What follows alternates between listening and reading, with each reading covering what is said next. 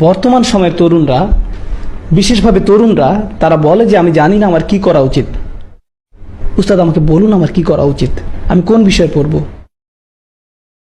কোন চাকরি করব। কিন্তু তারা আসলে কিছুই করে না। তারা একজনের কাছ থেকে 30টা উপদেশ নেয়, তারপর আরেকজনের কাছে যায়, সেখান থেকে 40টা উপদেশ নেয়, তারপর আরেকজনের কাছ থেকে 50টা উপদেশ নেয়।